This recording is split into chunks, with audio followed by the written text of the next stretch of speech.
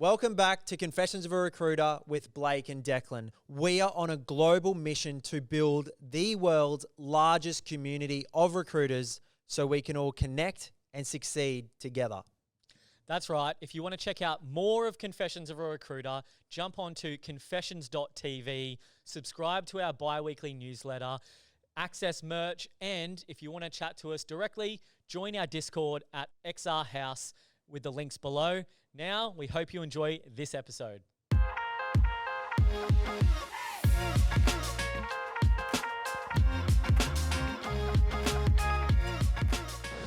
Welcome back to another episode of Confessions of a Recruiter, and we are joined by a special guest. She was just on stage at Talent X, Sarah from Levyl. How are you, Sarah? Hello, I'm very well. How are you both? Thanks for having me.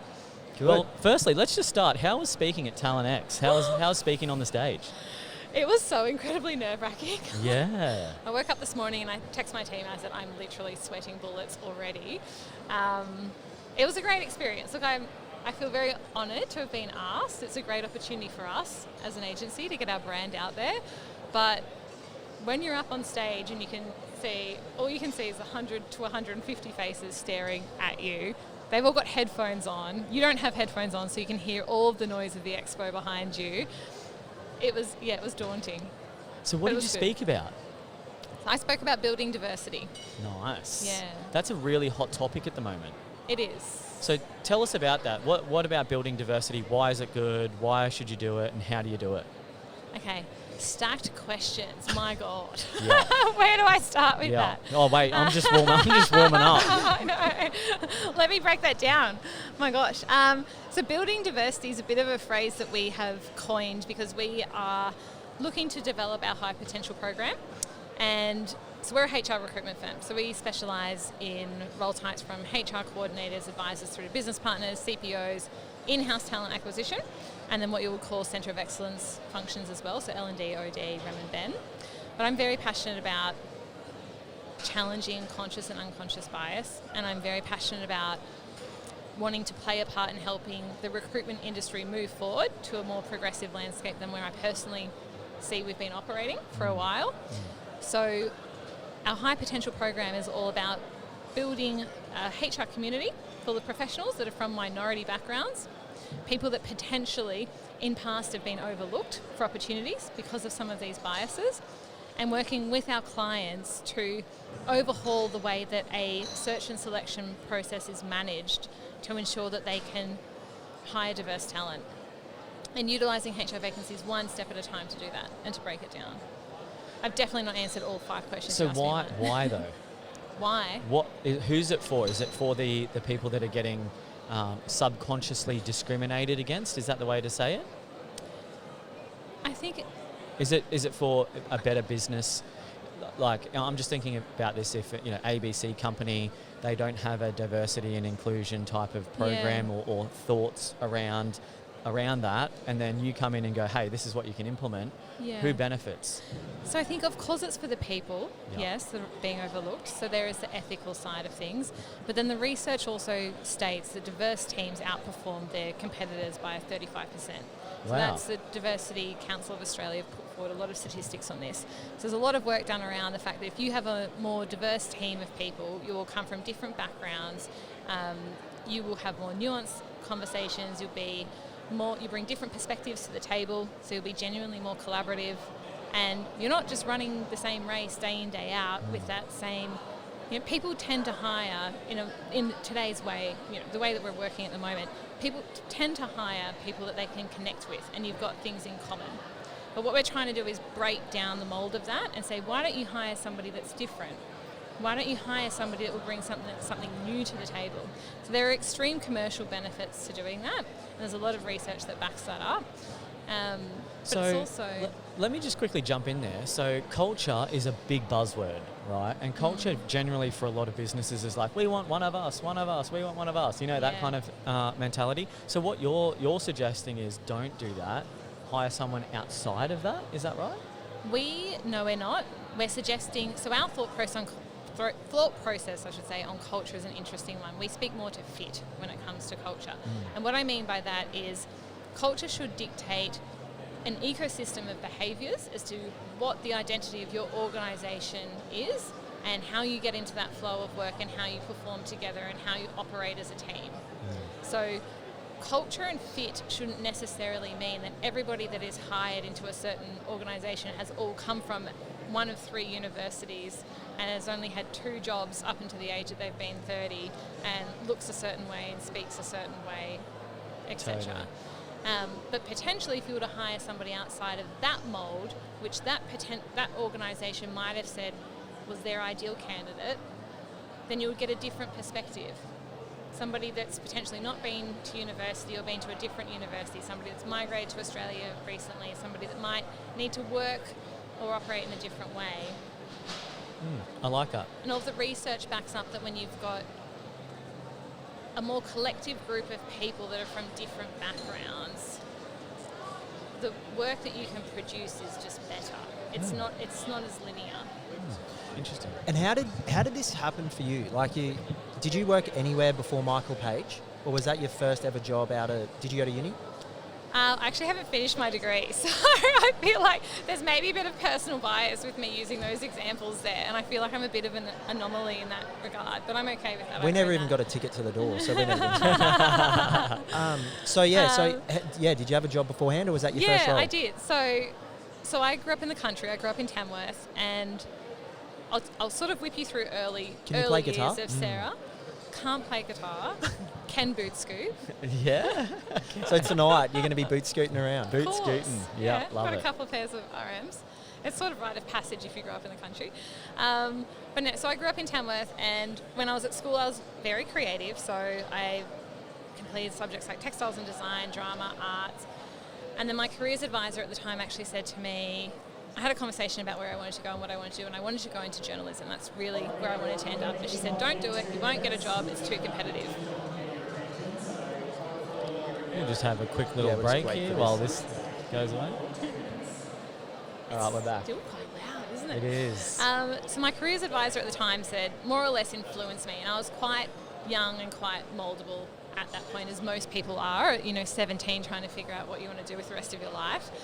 And she encouraged me to go into a stable profession that would always be held in high regard and get a job. And so anyway, long story short, I moved into accounting, which was like the polar opposite career that I was cut out for.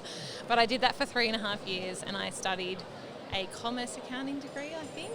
And then I ended up moving to Sydney. So I transferred from Tamworth to the Central Coast with that business. And I moved to Sydney without a job, and I interviewed at Michael Page, and I think probably the first sentence that slipped out of my mouth was, I've been an accountant for 3.5 years and I hate it. Please help me get another job. I need to reinvent myself.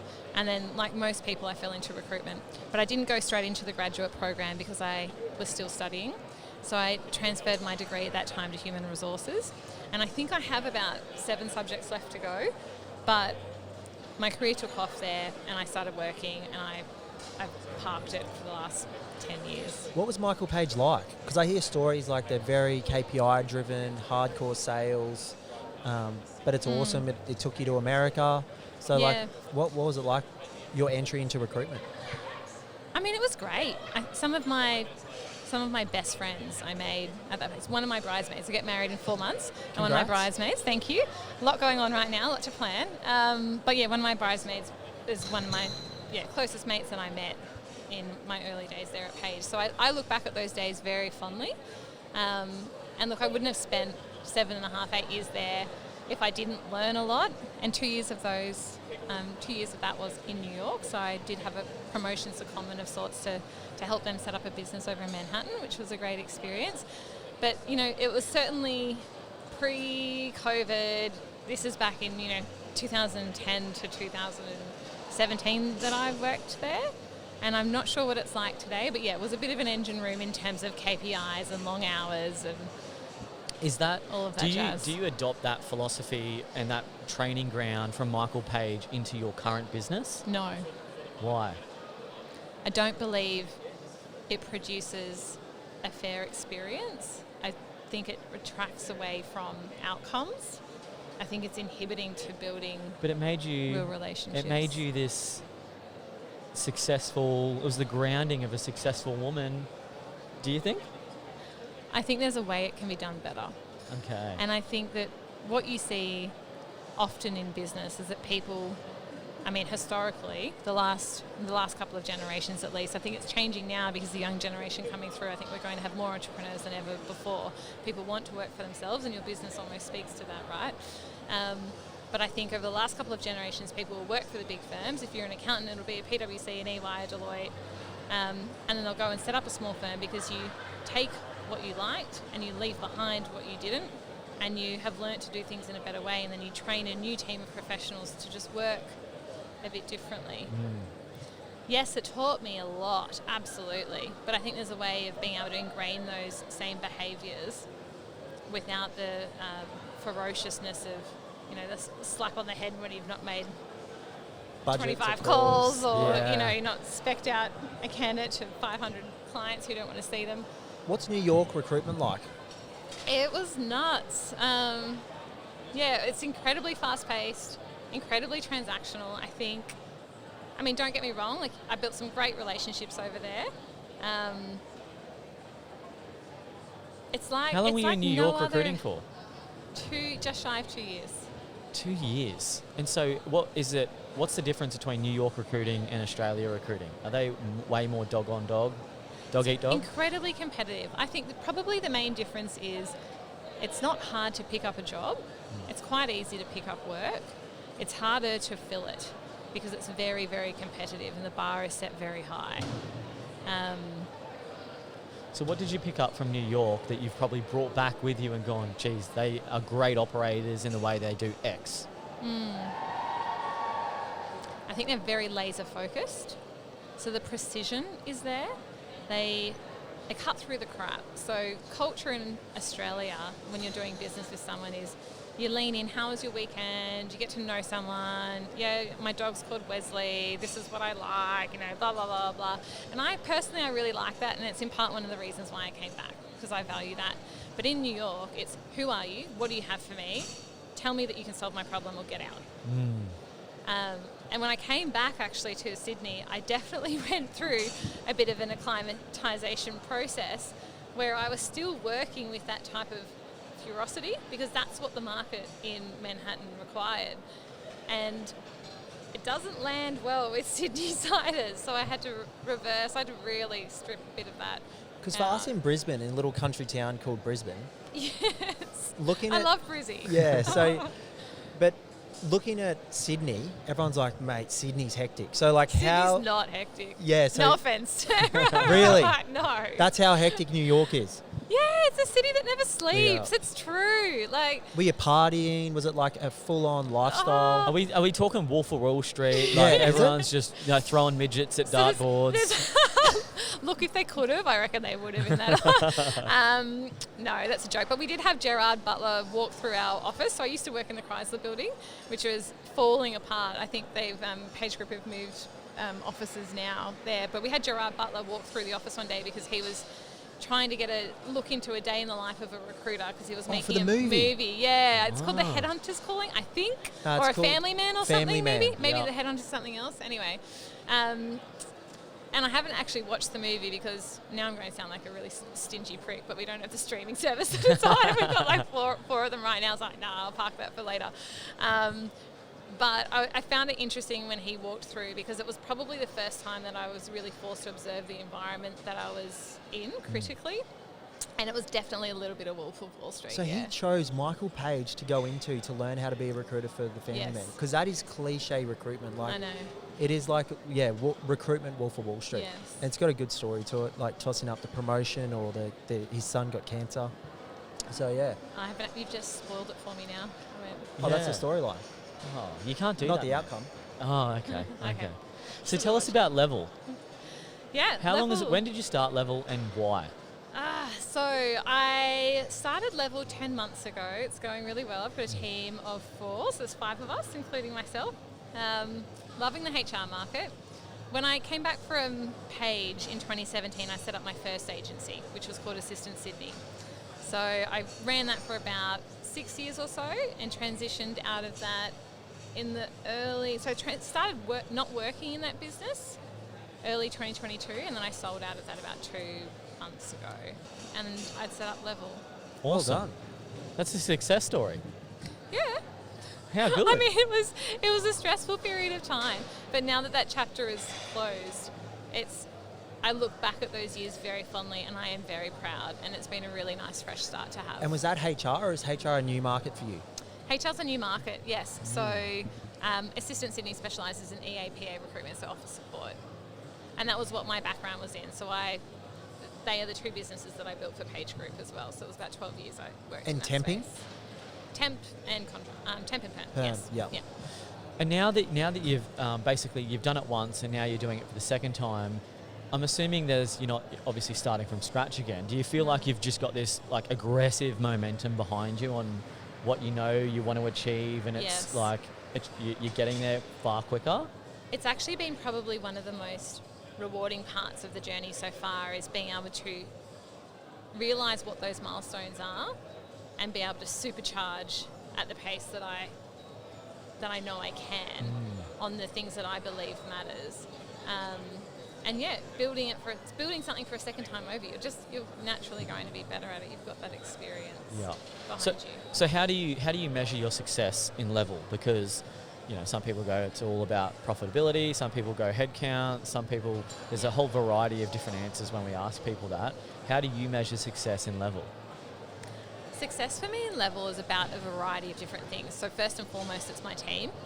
And where I get a lot of personal satisfaction as a leader is I walk into my office every day and I feel immense pride that I've created something where my team can come in and they can be happy and they feel fulfilled and they feel like they're learning and they know that they're giving back. So, and that extends to me as well. I'm very passionate about wanting to create a life for myself that I can enjoy, and I feel very fortunate, almost in part because I started out my career in accounting that was so misaligned, that I found something that I do really now enjoy. So for me, it's about creating an environment. First and foremost, I'm protecting the people within it. And then second to that, what dictates success, it's the relationships and the partnerships that we build and the experience that comes with that. And that might sound a little bit, more fluffy than headcount and profits and all that sort of stuff. Like, of course that matters. Like, I've been there, I've done that, I get it. But I know that if you focus on experience and you focus on the quality of partnerships and you focus on building a really good team of people, then the rest just naturally happens. And how did you go putting together a team so quick? Were they new hires that you've never known before? Were they past people you've worked with? It's a bit of everything, actually. So Matt, my 2IC, we had worked together, so he was in-house before. He worked at Lendlease and Qantas, and he was a client of mine, actually. Wow. And so we just became friendly, and I actually learned through a friend of a friend that he was considering moving back to Sydney. So I slid into his DMs on Instagram and said, hey, you looking for a job? Awesome. Do you want to come and work for me? I'm setting up this new thing. It's pretty cool. And initially, he will despise me for saying this on the podcast. But when I first offered him a job, he said no. Oh. And then 2 hours later, he called me back and said, Sarah, I think I've made a mistake. I actually want to say yes, please can I come on board? And the second he said yes, I was stoked and I knew we were up and running. So was that through the whole recruitment process and you actually got to the point of an offer and he's like, no? Yes. Oh, so it wasn't just the first inquiry? No. Yeah, did he ever tell you why he changed his mind? I think startup scares people. It really Do you think people should be scared? Oh, look, I'm the type of person I'll give anything a go. Most things a go, at least. And I think if you've got that entrepreneurial spirit and you're passionate about something, just lean in and have a crack. Yeah. Like, particularly if you're earlier in your career,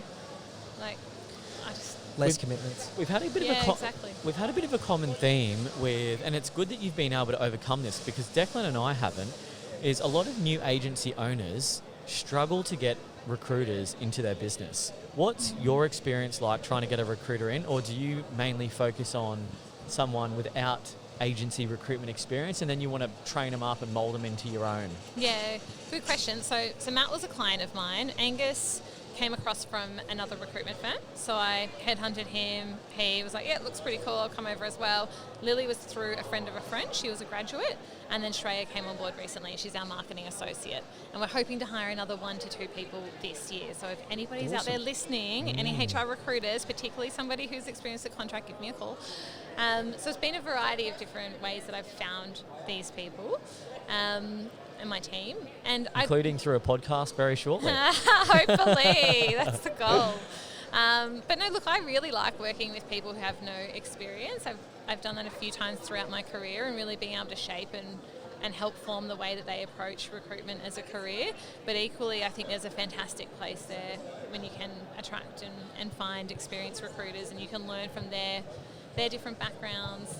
And that's been the case with Matt and I. We've been able to balance each other out really nicely. Hey, just wanted to jump in here. We got a confessions hotline, so give us a call, send us a text if you want to share any juicy stories, or even just ask a question that's been on your mind, because we'd love to hear from you. The phone number is 0485 865 483. Enjoy the rest of the show. And what about the goals of Levyl? What are your goals? Have you got like a 2-year, 5-year type of goal, or what's kind of your focus right now? Our goal right now is we want to build a brand in market where we are known for our values, and we are known for the innovation that we are working through at the moment with respect to our high potential program. So we've developed in that program a 4-stage consulting framework. And we've got 7 different diversity verticals. So the first vertical we have is neurodiversity, and we've just completed the packaging up a HR placement basically to place a neurodivergent person. Can you, just for the simple people, myself, what does that mean? Yeah. Is that a learning disability? Is that what that means? So people that are neurodiverse, that includes the autism spectrum, dyslexia, ADHD, autism, dyslexia as well. Yep. So the unemployment rate for neurodiverse individuals runs as high as 30 to 40%, which is 3 times higher than the rate for people with disability and 8 times higher than the rate for people without disability. But they have a number of incredible strengths. So we are trying to work with that community as just one example of 7 different communities that we've pinpointed to try and show our client base how they can modify their recruitment processes and their attraction techniques, and then onboard and work with this person successfully to ensure they can retain that. So it's a very big social impact element at play. That's interesting. So how did this come about for you? Are you connected to any of these communities, or maybe divisions? A family member or something where you thought, I want to stand for this? Yeah. Yes, I have a cousin that's neurodiverse. I'm quite passionate about the gender piece as well, just from a female perspective. You look at the top 200 ASX-listed businesses in Australia now, 11% have female CEOs. So that's what did they have in the past? Abysmal. Less? Yeah. Why is that? Because it's always a heated topic, the gender pay gap, men want different things than women and all this kind of stuff. So why do you think there is such a difference between the men and women in high up places? It's such a big issue to unpack. So you look at parental leave, you look at the way that society has systemically been structured. So I had coffee with a CPO the other day, and she reminded me that there was a rule that existed in Parliament and government. I think that when a partner took a role in government, I think the female partner had to give up their job or something like that. Women were only allowed to vote however many years ago. All of these different barriers that we've slowly started to break down over time, it's created quite a monumental setback for females. But I think we're starting to make progress moving forward, and workplace policies, flexibility, better parental leave, all will get us there. But it's there's not a simple answer to that. Yeah. And how do you get your clients thinking this way? It is so hard. We're sales recruiters, perm recruiters, and it's very hard to even get someone outside the industry to get a job. So it's just sometimes you just butt your head against the wall, and even though they say yes and they'll meet them, they always just revert back to the person with experience. So you're going to that next level, so to speak.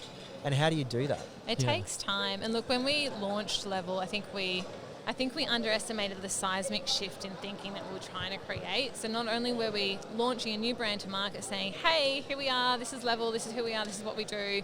By the way, let's build relationships. By the way, put us on your PSA. By the way, give us your HR vacancies. In addition to that, we're saying, by the way, why don't you hire somebody that is a bit different to the typical model of the person you've been hiring. Why don't you work with us on this HPP to redesign your recruitment process across 4 different stages? It's a lot. It's going to take a long time. But you asked me about goals for Levyl. Where I see us growing over time in terms of headcount.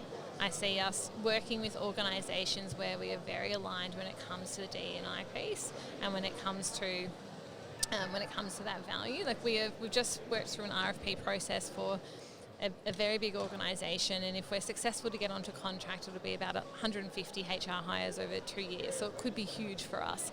But what actually excites us about that is that we won't be able to only build a people and culture team. We'll be able to hopefully build some diversity into it, because we'll be able to pinpoint some of those hires and say, okay, let's hire someone that's neurodivergent, let's hire a person with disability, let's see if we can find a First Nations representative that's a HR professional for this particular role, and then collectively build out a HR team where you've got that diversity of thought. So let me ask you this, because this is something that I thought, the only really HR recruitment agency that I know is You and You. I think they've got a HR division. That's because you're in Brizzy. Yeah. And I've always thought it's some sort of like inception hack where you recruit a HR person who then makes the decisions in recruitment. So you almost place your clients, and then you can kind of get a great relationship with your clients as well, and then get more work. Yeah. Do you have like a special leg up there to place like people in HR? I think you feel good. It's all relationships, right? But you've hit the nail on the head. Like I had a person within my network said to me recently, and she works at one of the larger firms. She said, we haven't actually gone into the HR space yet because we see it as too risky for what you just point out. You know, candidates could be clients and vice versa. We actually have a terminology in-house that we utilize the word customer. And the point being that we want to try and move towards a business model where we're not saying we have candidates, we have clients, we just have customers. Because realistically, that could be either or for us, because HR does have that circular economy. And I think that puts the pressure on you to really make sure you're delivering the best service that you can. You're building very genuine relationships, because the person you're recruiting through one second could be looking for a job tomorrow, and you've got to be able to balance that transition. Yeah, for sure. We see it as an opportunity. Some people see it as very scary. Yeah. So what are the roles that you're recruiting, like that you've been recruiting over the last 10 months? HR advisors, HR business partners, heads of people and culture, learning and development, remuneration and reward. Isn't that HR? Did you just say that you weren't in the HR space just yet that you're going into? Did I misunderstand that? No, they're all HR roles. Yeah, okay. HR's really probably a lot broader than what people suspect until you start to sort of dip into it a little bit. And is it across all industries? Like, can you put a HR manager from mining and put them in software? Can you put a HR manager? Good question. It's a lot of HRBPs will use the term industry agnostic, and that's because it sounds a little bit fancy, doesn't it? I know. But the point being that if you have a really strong generalist HR skill set, you should be able to apply that to a variety of different backgrounds. But one of the big differentiators that we see is not necessarily industries, but it's the environment. So it would be a blue collar environment, potentially that's heavy ER, IR, so like EBAs might be in place, versus a white collar environment. So it's the different types of employee issues that you might be dealing with, and the different types of training and people capability projects that they need to be focused on. And do you have any internal training? Sorry, not internal. Do you have any training for your guys at the moment from an external source, like mentors, training, kind of sales gurus, or anything to help build the soft skills of your recruiters? Or what's the kind of training piece for your agency? We put Angus and Lily through the RCSA recruitment consultant course. Is that the Savage Academy or something? No, I think one. it's separate. Yeah. Okay, yep. So we actually had Angus and Lil sit the trial version of that. They were building the new, I think they were working through a transformation of what they offer. And so they completed that course, which was really good for them from a fundamentals perspective. And then beyond of that, we do a lot of in-house training and stuff. It's very much one-on-one. We're small, we're 5 people. As we mature, I see a huge value in mentors. Yeah. And you don't as have we a mature, mentor? we'll do different things. There is one woman in market that I've started to have coffee with who I don't know if she knows that she's my mentor, but I consider her my mentor, so I better tell her that next time I see her.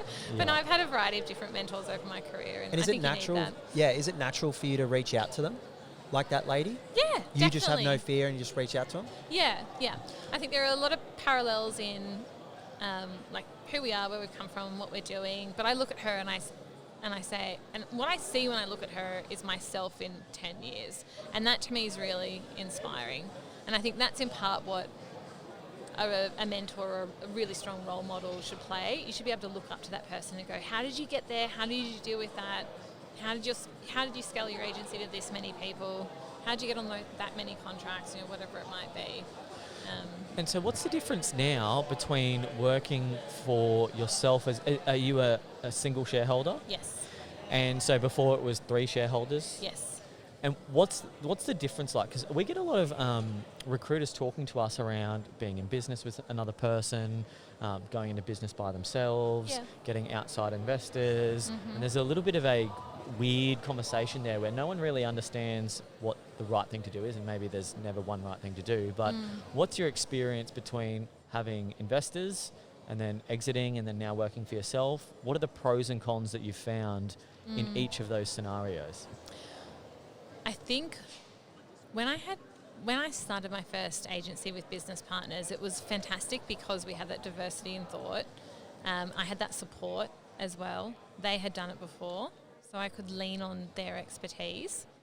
And the investment, of course, helps because it means you can hit the market hard. Having worked in a partnership for 6 years and then setting up completely on my own, what I'm really enjoying now is the pace and the fluidity. I actually said to my dad, I was like, I'm never going to be one of those people where I do not go into partnership again, or I would not invite people to get equity in the business. And that's actually one of my goals for future. When we scale to that point, I would like to bring people in. But for now, it's been really refreshing being able to run at my own pace and invest in what I believe matters. And Kind of like a weight off the shoulders where you get to kind of steer your own ship and create it for yourself. Yeah. Do you think there's any downsides to that? Like people talk about, and I'm not saying this is the case, but people talk about like kind of not echo chambers, but if you have like only one guiding voice that you don't know what your biases are or your unbiases, that sometimes you can go backwards in a sense if you're just thinking or convincing yourself your way's the right way. Yeah. Is there any? Have you thought about that at all, or what that might look like? It can be a very isolating journey, and I think I'd be surprised if you don't hear that a lot as well. So you need to be very conscious of that, and that's for me the role of team.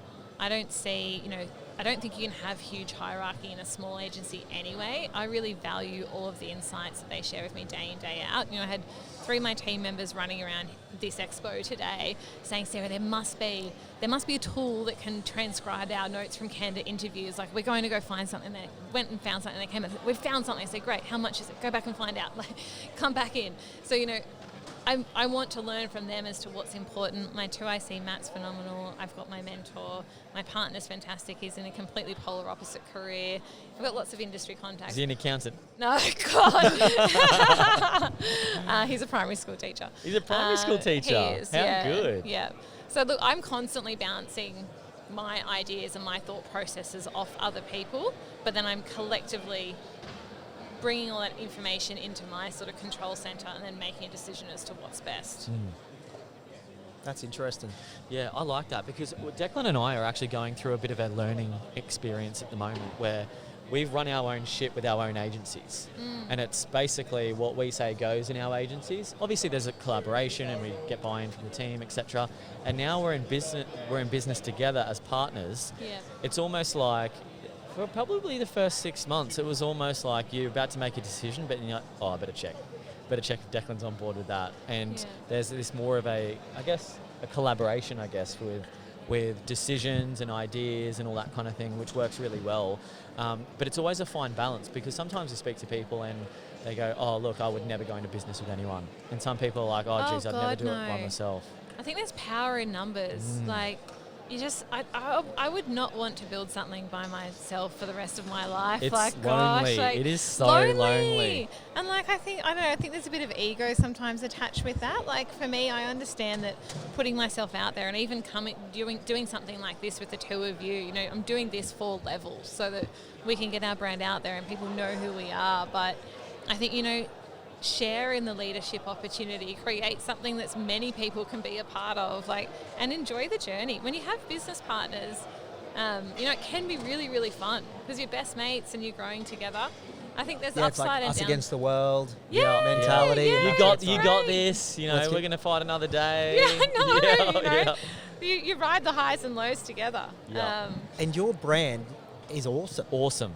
It's really thank cool. You. Yeah. I appreciate that. Because, like, we obviously focus heavily on branding for us, making sure that even our agency partners look the best they can be. Yeah. And something you really notice when someone's starting a business, you really know they're starting a business for the first time. Obviously, you got a big career history and your own business beforehand. But do you think, is that just something that you enjoy, or why did you make that such an aspect of Levyl? I do enjoy it a lot. I love building things. I love creating things. I think it's, again, like back to my high school days, I was always so creative. So part of what I loved about the first agency that I built was being really creative with the marketing. So it's engaging with our communities on social media and pulling together really bespoke events and experiences. Oh, so cool. What events did you do? So at my old agency, we had a partnership with a company called Think Group. So they own Key, Otto and Bennelong. And we came to an arrangement whereby they wanted to tap into our EA/PA community because a lot of EAs book all of the boardroom lunches, dinners, Christmas parties, etc. And we wanted a means of being able to engage with those people, our customers, and provide bespoke experiences. So we'd bring the people, they'd put on the wine and the food, and maybe, you know, bring Peter Gilmore out to speak to Caviar at Key, and we do a sit-down EA to CO lunch or dinner. Cool. So it was great. So I think that really helped fast-track our brand. And then at Levyl, we hosted an event recently at Work Club Global in the middle of the city. We had 4 different panellists. We had nice champagne. We had canapes. It was all about networking, but also about learning and unpacking diversity a little bit. So for me, yes, building the brand's part of it. Designing a cool website's part of it. Building a social media presence is awesome. But it's also about the in-person experiences that come with that as well. And it's part of running a business and creating a business that I really, really thrive on. So I'm glad you like what we're all about, and it looks good. Colours are good, shapes are good, name's good. It's mobile compatible, which not many recruitment agencies' websites are mobile compatible. Let me tell you, we go through some shit trying to get websites mobile compatible. I can imagine. It's just painful. I looked at the HR market before I set up, and I did notice that a few of our competitors, they're a little bit tired. No good, is it? They're worn out. Let's get some colour in there. Let's get some energy. Let's be a little bit playful. Like, we don't all need to wear like grey suits and carry the compendiums around like recruiters from 2010. Yeah. What's the biggest learning experience you have starting a business in a new industry? I'm not sure whether you've got you must already have contacts to start, but what's the biggest learning experience that you could say to someone about changing industries? Because, it's a little bit nerve-wracking. Oh, absolutely. And it was for me, of course, as well. I think surround yourself by good people. So Matt, that came on board, is recruited across HR portfolios within, as I said, 2 big corporates. So it's been fantastic for me to learn from his experience, and it's been good for me to also lean into my network and just to be authentic about what I'm looking to do. Hey guys, I'm going through a bit of a reinvention. I'm moving into the HR market. I know I've worked with you in this way for 10 plus years, but would you be open to working with me in this way? And by the way, can you tell me what you do? Tell me what matters. What's important to you? What do you want to... So there's that like 2-way feedback street, and I'm just honest with people. Hey, like, I've recruited EAs to CEOs for 12, 13 years, and it was great, but that time's now come to an end. I need a new challenge. I'm building something different, and this is what I think the market needs. Am I on mark with this? Like, give me some feedback. That's awesome. Not many people actually have that seek feedback like that. They just kind of like go for it and don't know if they're hitting the mark or not, and probably have a lot of doubt and so forth in their approach, I'd say. You need to be careful as well, because I think when you're a new business, you need to try and separate what's lip service and not. So, you know, there are not very many people that will look you right in between the eyes and say, I actually don't like what your brand's about. You're a rubbish recruiter. Yeah. I don't know why you've gone into this market. You were better off where you were. You know, some people will, and you keep those people close because you need to actually hear what they've got to say. But I think that feedback loop is really, really, really critical. All right, so we're going to move into a new segment. Okay. We've just started this over the last couple of days. We've basically got a deck of cards here, and this is a really nice way to kind of round out the podcast and get to know a little bit more about how you would handle things or your experience. So there's some questions in here that are a little spicy. Yep. There's some questions in here that are probably politically correct, and you might be able to lean into them, but they're always Hopefully really I get fun. a spicy one. I'm Yeah, hopefully you excited. do get a spicy one. Okay, I'm just going to every time I do this, I shuffle and then the same questions always go to the top. So hopefully it doesn't happen again, but here we go. We've had that. We've had that as well. Someone's setting you up to fail. Yeah. No, you We've can't had keep that. asking. We've had that. That question is, has a client or candidate ever hit on you? Never. Never. Here we go. What? No, this is a good one. What's the most common white lie you tell clients or candidates? Oh my God. White lie. I actually don't want to sound like an idiot, but I'm pretty transparent. I think where I tell white lies is when I'm packaging up feedback in a way where I'm trying to get the message across, but also not beat down someone's soul. I'm trying to think of a better white lie for you, but Because if you told them what the client said, they would never work with you again. Like most of the time, if a client gives you feedback, you've got to package it up in a way that's palatable to give back to the candidate. yes, yeah, it's a tricky balance to find sometimes. Okay, so white lie is providing watered down feedback from a client. I think a white lie for me is Say it. throw me. But you got to Nah. say it. Okay, next one. All right. Yeah, get me another question. Yeah. Role play.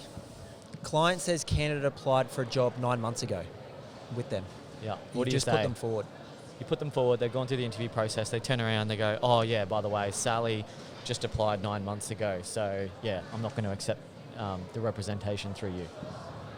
I would start to speak to the right to represent and the fact, well, it depends what terms that you have in place. And I think it's a really well-balanced conversation that you need to be able to have. But I would say, oh, that's interesting. Why didn't you find Sally in your database yourself? Because that's why you've engaged me. Can we have a conversation around this? I like that. That's a really good opening. All right, last question. Should we just find the spiciest one? Boring. I struggled with a white lie. Like, that says something. The worst candidate feedback you've ever received?